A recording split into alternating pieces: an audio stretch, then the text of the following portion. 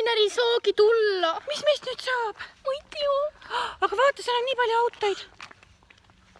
Lähme vaatame. Lähme hääletame. Lähme jooksuga, aga vaata, et sa kontsa ei murra. Mul oli terav. Vaata, poseeri, ma teen pilti, et sa oleksid oma autodega garaaži kõrval. Põhimõtteliselt ma arvan, et me saaksime siit parklast küll kellegi, kes meid koju viib. Lihtsalt me peame hääletama. Aga hääletame siin parklas. Mis autoga sa ise minna tahaksid?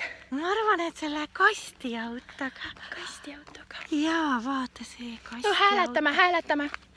Jääme siia seisma. Jääme siia, jah? Jaa, hääletame. Miks kedagi ei tule? Kuule, jaa, kõik seisavad. Kus juhid on?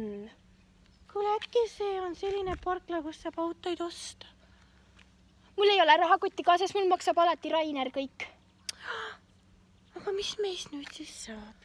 Kuule, ma tean, Rainer on mulle sellest rääkinud, need on need autod, mis sõidavad ise ja juhti ei olegi vaja. Sa pead lihtsalt auto ette minema. Lähme. See on nagu, vaata, kas sa oled kunagi näinud seda filmi, kus on see Kitt autojuht. See ongi nagu Kitt lihtsalt nüüd. Jaa, vaata, Tallinnas on ju ka ise sõitvad bussid. Lähme! Uks lahti! Aga ta ei kuule meid. Äkki on mingit võlusõna vaja? Abrakadabra on ainuke sõna, mida ma tean. Abrakadabra! Aga see SIM. SIM-kaart! Salapim-kaart. SIM... Ei ole salapim-kaarti. On SIM. Salapim-kaart on. Meie auto... Mis meist nüüd saab? Lähme jala, see pole üldse pikk maa. Ma kõndisin vanasti iga hommik 350 kilomeetrit. Lähme jala.